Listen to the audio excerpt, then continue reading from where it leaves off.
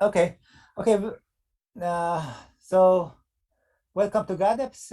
So today, Luis Lomeli is going to talk about L-functions and the representation of p-adic groups under the Kazhdan transfer between closed local fields. Okay, please, Luis.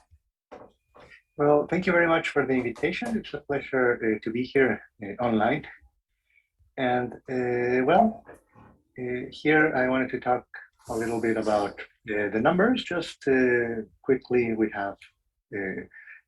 know that we have in characteristic 0, we construct the p-adics and the reals. And in characteristic P, we quotient in a different way. And we have the integers and the rational field and the completion there. They're all p-adic in characteristic P. And so we study the local fields are, of course, characterized, and the non-Archimedean ones are extensions of either the p-adics or in characteristic P, the Laurent power series. And so basically the interest is that there's an observation about going between fields of different characteristic, and in particular, Kazhdan introduced this notion some time ago that two non-Archimedean local fields are M close if the ring of integers mod p to the power m, they are isomorphic as rings, right? So if they have residue rings, they are M close. And one observation is that we can always approximate a field of characteristic P this way by one that is of characteristic 0. For example, we have two M-close local fields, all right? And of course, already some time ago, so the ideal P and P prime are, they must exist, or you just fix them? Or? There's a non-Archimedean local field.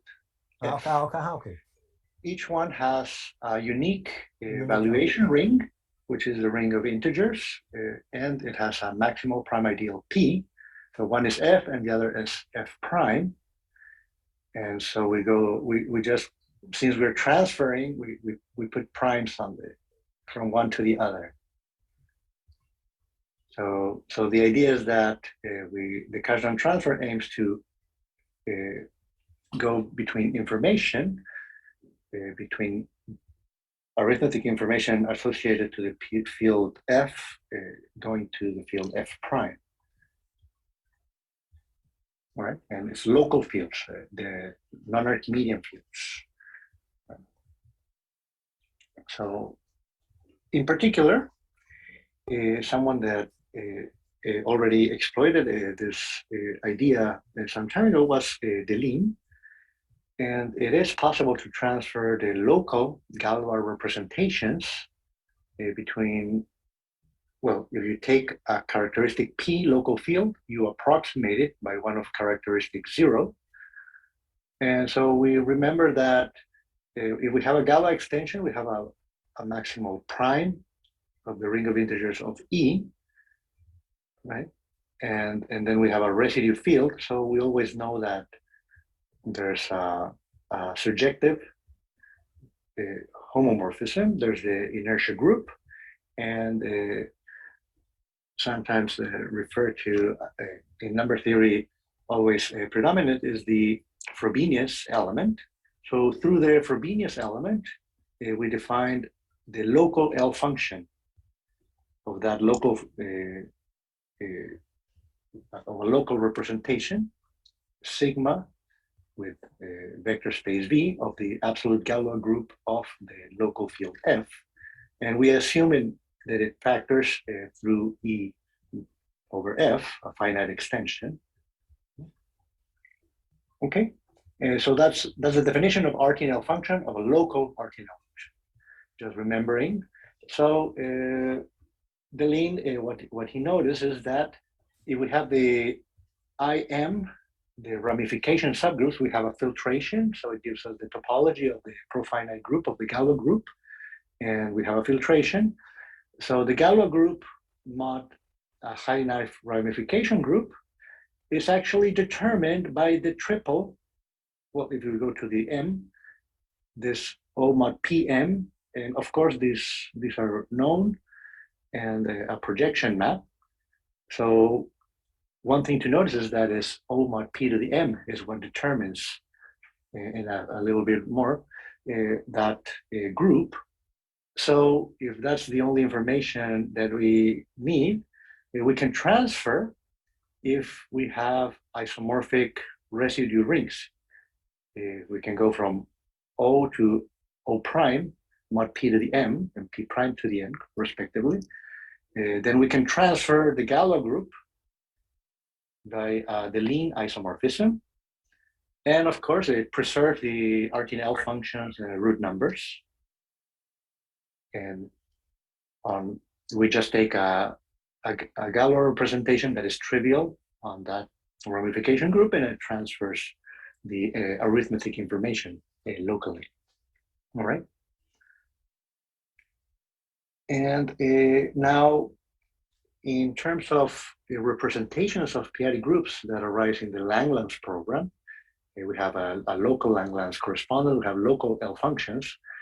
So here, a split connected reductive group, we think of GLN, the general linear group, the classical groups, right? So it's a group scheme defined over C that makes things easier because we can switch from characteristic, the F rational points or the F.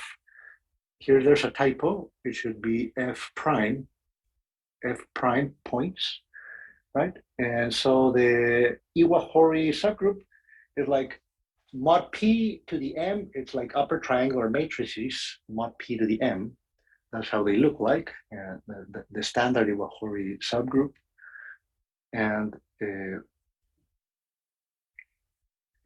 so we study the category of smooth complex representations of that p-adic group, such that they have, instead of the Galois analog, the high ramification Galois analog, here we have the Iwahori invariant vector space.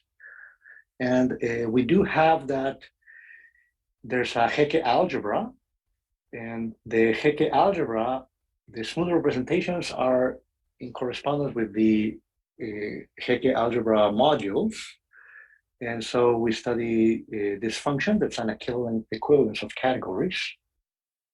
And with the Hecke algebra, that's what Kazhdan first studied, that we could transfer between closed fields.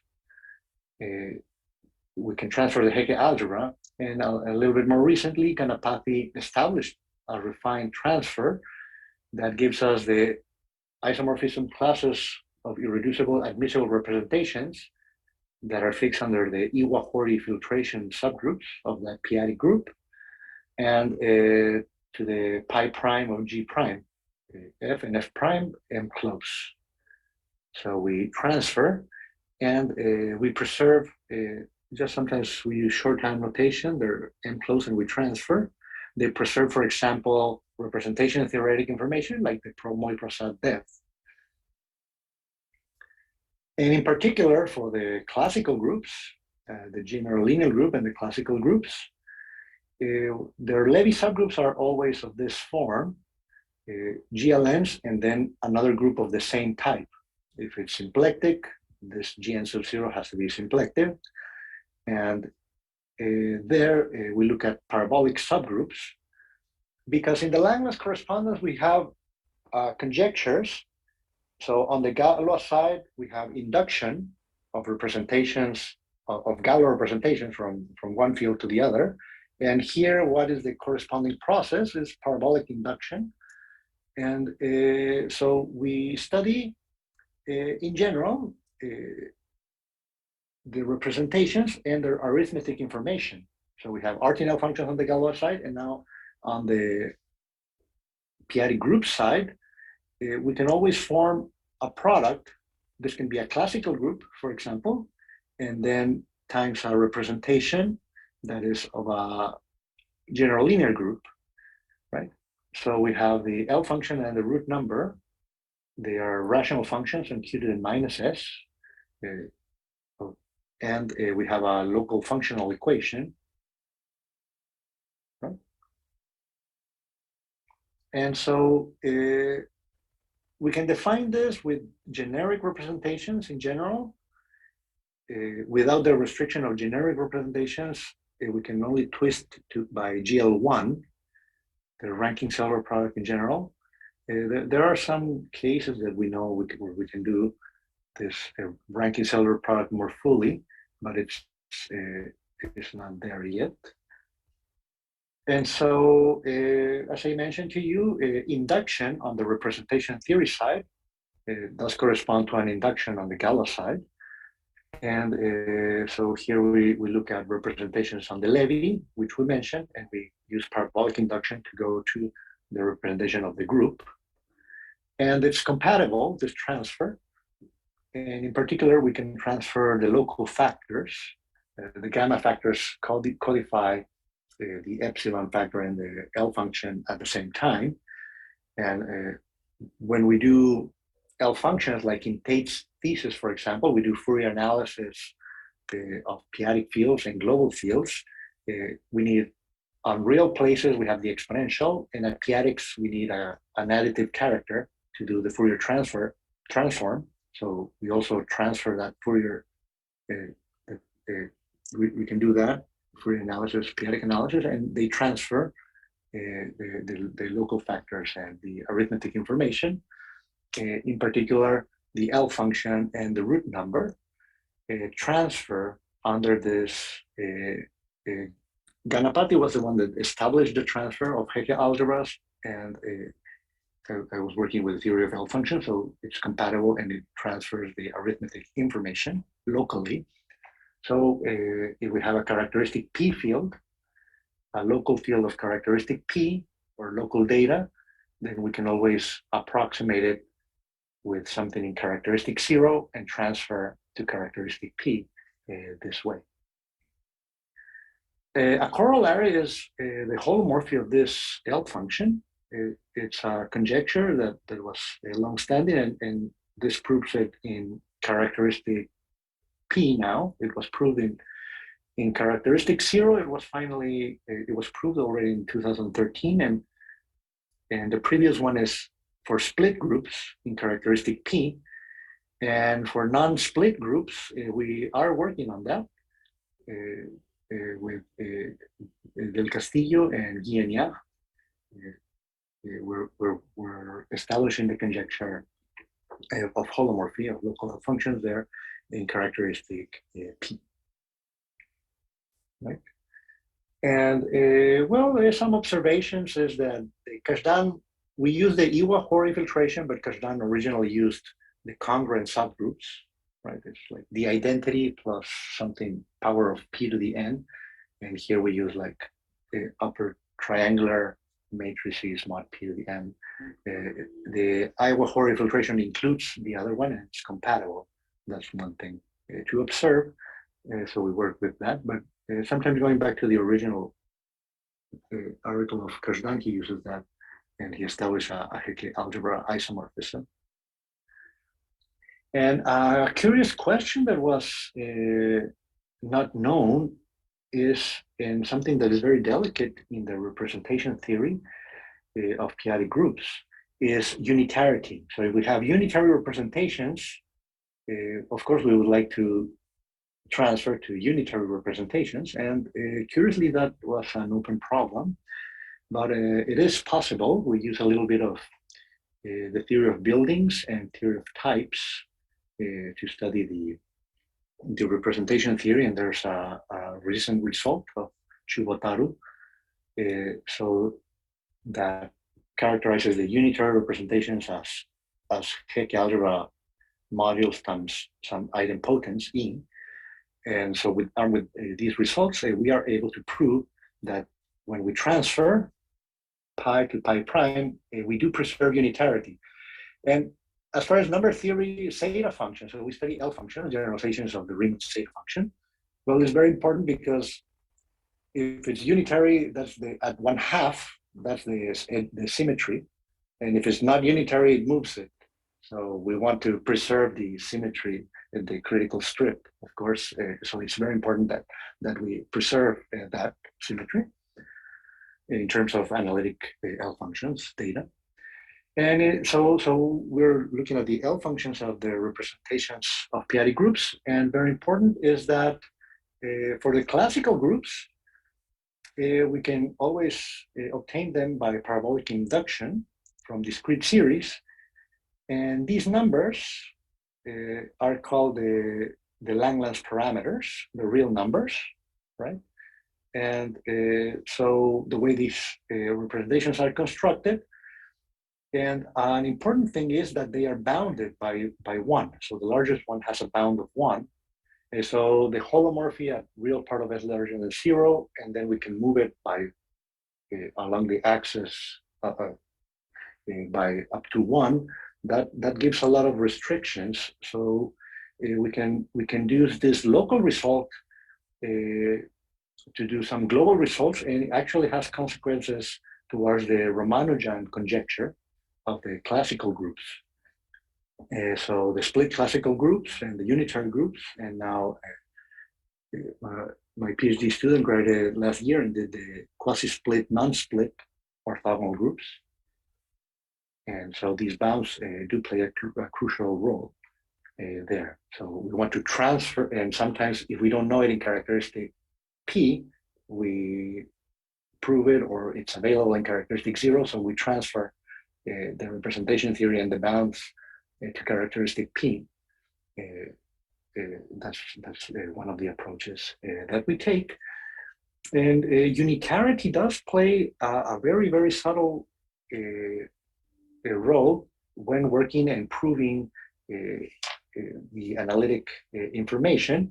So one thing that is very curious is that if it's tempered, irreducible, and unramified, those are very well behaved because we have Satake correspondence. That's one of the first cases of Langlands correspondences that was known for unramified representations. And on top of that, tempered, with tempered data, the problem is to see if it's unitary. And this is a very technical proof, a very deep result, because it allows us to prove things like by contradiction on the non-unitarity of the representations, and we get a lot of analytic information of the representations involved, knowing this. All right, so just to give a little bit of surveys of the things that we have is that in the Langlands program, there's the Langlands correspondence, right? GL1, that's class field theory, and it is retroactively compatible with the reciprocity laws and Gauss quadratic reciprocity law. So now non-abelian GLA. So the class field theory is the abelian case of GL1. So we have in characteristic P, this is a theorem, and in local Langlands, even in characteristic 0, this is a theorem, and it preserves the arithmetic information, L functions and root numbers, and that it preserves this arithmetic information uniquely characterizes the Langlands correspondence. So it's between representations of the p-adic group, GLN-F, a local field, and Galois representations, n-dimensional Galois representations. Of course, instead of the Galois group, the absolute Galois group, which is a profinite group, to get the exact isomorphism one-to-one correspondence, we work with the Bay-Delin group, which is maps universally into the infinite Galois group. But for all means, this is an n-dimensional. On the right-hand side, the L parameter is an n-dimensional Galois representation, and on the left-hand side is representation, admissible representation of GLN. So this is known.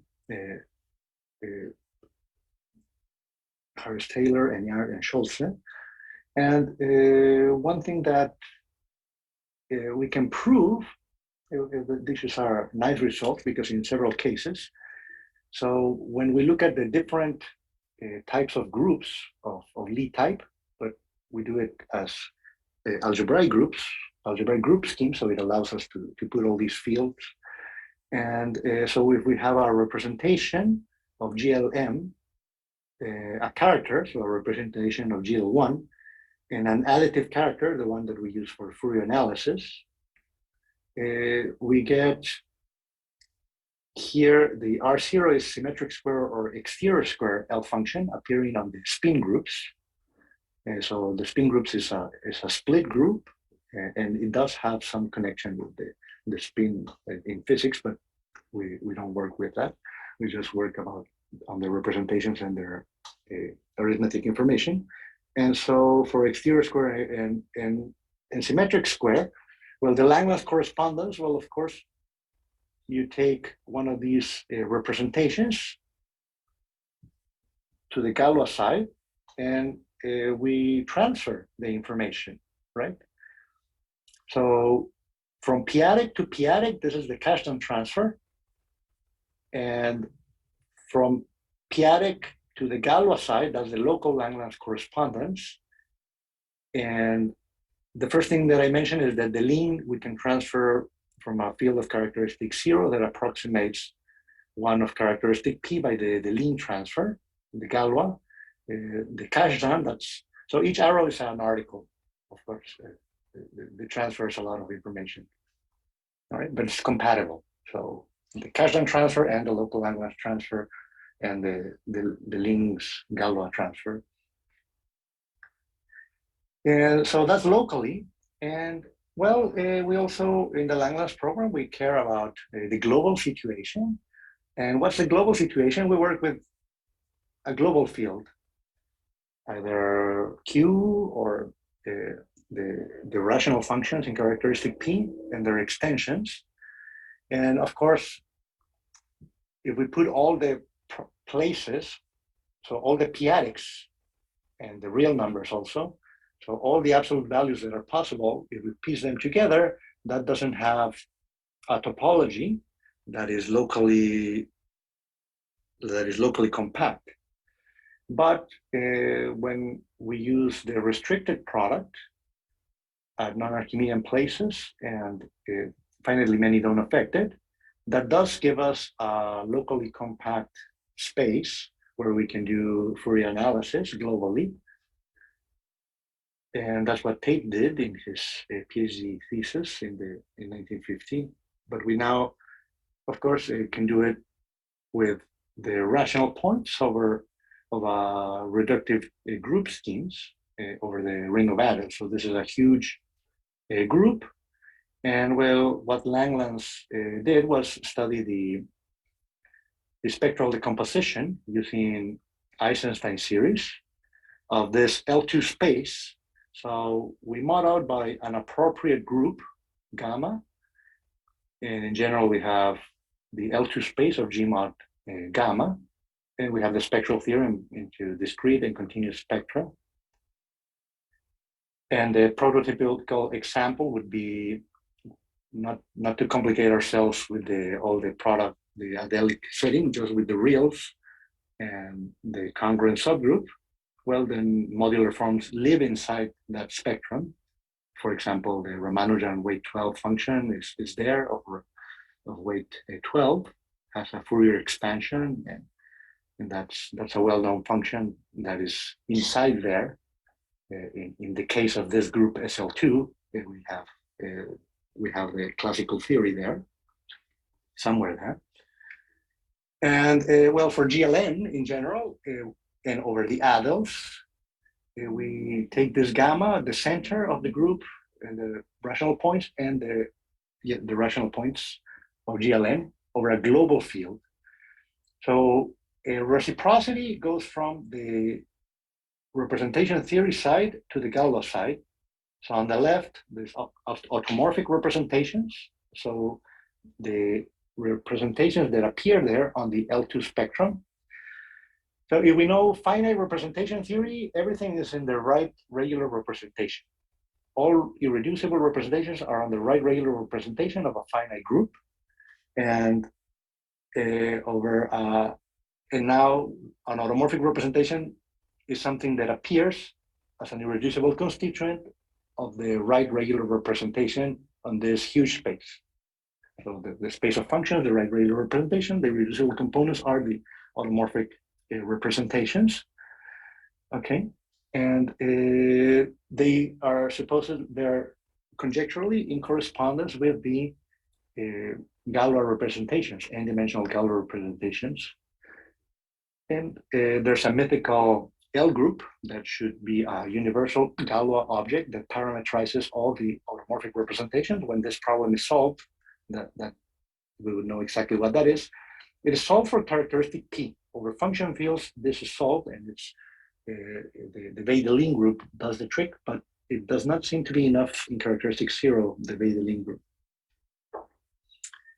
And of course, it should transfer the information, L functions of automorphic representations, like modular forms on the left-hand side, and on the right-hand side, Artin L functions, global Artin L functions.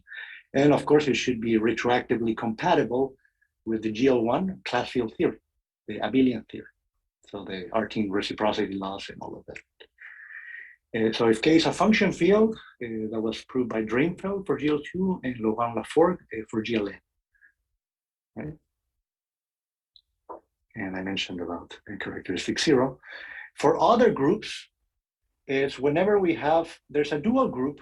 The dual group is from the theory of reductive group. There was the Chevalier seminar, and the Chevalier seminar classified algebraically all the groups of Lie type, but using algebraic geometry because, well, we can do it over as functors. So we can put the rings, O mod P to the N, and the adults on these groups. So we want the classification there. So the dual group, it has a root datum as a Lie group and has a dual group. So if we have a nomomorphism of dual groups, the global functoriality predicts a transfer from automorphic representations of G to automorphic representations of H. That's a global Langlands functoriality conjecture. And of course, it should preserve, but now we're always on the group side. We're not on the Galois side. So it transfers, of course, and it should respect the analytic information of these group objects. And of course, examples where we know something about these things is the classical groups. The L group of a classical group, we have the table, right? The L group of, so the dual of the autoorthogonal group is the symplectic. The symplectic, of course, has the autoorthogonal group, and the even orthogonal group is self-dual. So we can minimally embed it into an appropriate GLN. So that's the L group homomorphism for the classical groups to a GLN. So we have Langlands functoriality says that we should have a representation of cuspidal automorphic representations of G of a classical group to automorphic representations of GLN. We lose cuspidality. If we start with a cuspidal, we don't necessarily get a cuspidal, but we do get automorphic representations. And it should preserve the arithmetic data. And so a theorem is that in the generic case, is that we can do this, and we transfer, and we can actually study and analyze the image of functoriality, and we have that it decomposes as an isobaric sum of GLN, so of cuspidal, unitary, automorphic representations, each one of these, and it preserves the arithmetic data at every place, and is compatible with every place. So that was some time ago where I started that, and we didn't have the theory of L functions in characteristic P. So this theorem is in characteristic P, following ideas of Kazhdan and Petevsky-Shapiro and Shahidi in characteristic 0, but with a little bit more machinery available in characteristic P. And so one of the things is that there was no theory of L functions, so I had to do that modeling the characteristic 0 case that was available. So it was possible to do that, and this theorem it was established that way. And curiously, to go further, there's a very interesting and simple analytic, like if we have the Riemann zeta function, we have at most a simple pole for a Dirichlet L-function. A Dirichlet L-function can be, the character can be thought of as a representation, a one-dimensional representation. And we want it to be at most a simple pole at s equal to 1 and pole free at the real part of s larger than 1. And of course, if we have unitary representations, otherwise we move the edge of symmetry, we want the same property that Dirichlet L-functions have, because we know from number theory we get a lot of information there, right? All of these, and by knowing these holomorphic properties. And in particular, in our case, it leads towards, it has implications to the Ramanujan conjecture for cuspidal automorphic representations. And well, to explain a little bit, what does the Ramanujan conjecture have in this setting? So I did mention for modular forms, there's a Ramanujan modular form, and the Fourier coefficients are bounded in a certain way. And so this is a generalization written in the representation theory language. And locally, non-Archimedean local field, p-adically, if we have a representation of GLN, then that one we can write it down in terms of an induced representation of simpler data. The deltas are discrete series representations, which are easier to handle, and the R sub B, the bounds are the Langlands parameters. And yeah, so we have local Langlands correspondence. So if we have the induced representation here, we have a Galois object. So these are the induced representation. So this notation just means we take the irreducible constituent there, the induced representation. That's the process on the representation theory side that corresponds to, on the Galois side, we have sums of representations. Right? And having these bounds, if we know what those bounds are, like for example, if it's less than a certain quantity, we can improve upon the generalized Ramanujan conjecture. So we have a cuspidal or unitary automorphic representation of GLN over the adels. Then each local component, pi sub b, is tempered. That's the Ramanujan conjecture, generalized Ramanujan conjecture. Each local component is tempered. And at unramified places, this means that the Satake parameters have absolute value 1. So every unramified representation, they're classified. The Satake correspondence, one way to phrase it is they're classified by a diagonal matrix in the dual side. So we can take complex numbers. So the Satake parameters there of that diagonal matrix have absolute value 1. And that happens at almost every places. So at every place except finitely many, that happens. Maybe one silly question. So this is the same Ramanujan conjecture on the growth of tau function when n equals to 2, or? Yes, it's phrased differently. It can be.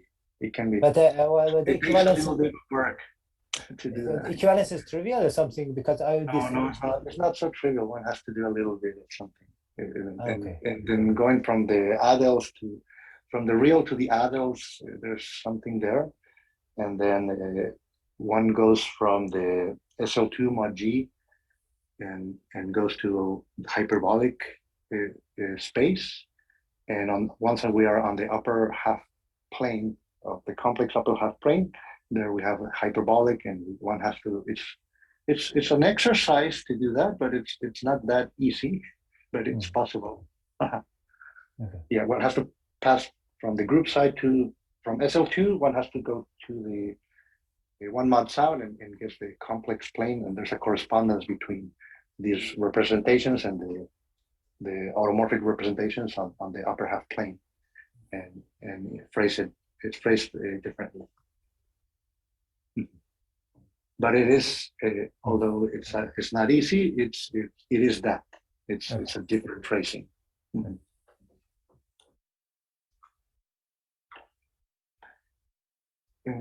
And so yeah, now in this context of GLN, we do have, well, when it's unramified, this attack correspondence tells us that they are parameterized by a diagonal matrix, and we have that at all those places, which is all but finitely many. But this actually says a little bit more. It's that every local component is tempered, and when it's not given by a diagonal matrix, these are not necessarily one-dimensional representations. These are discrete series representations with the Langlands parameter. And the way that we have stated it is that the Ramanujan conjecture says that at those remaining finitely many places, this Langlands parameter, they all have to be zero. So that's the Ramanujan bound of the representations on the Langlands parameters. If this is zero, then it's an induced of a discrete series, and that's what that is saying, that we have that Ramanujan bound down all the way to zero. For function field, this is a theorem. It's known for GLN. And of course, because we have the functoriality with this condition, generic hospital, we transfer from a classical group by proving functoriality to GLN. And in GLN, this is known. GLN is a theorem of Laurent Laforgue and Drinfeld. And yeah, so this is done there. And recently, Héctor del Castillo, he did his PhD thesis, graduated last year, and he has the quasi-split, non-split orthogonal group. And just in general, we do have what happens with the classical Ramanujan conjecture. Well, already GL2 in characteristic 0 is not known for automorphic representations. Only for the modular case, only there it is known, but not in the full automorphic spectrum. This is an open conjecture even for GL2 over Q.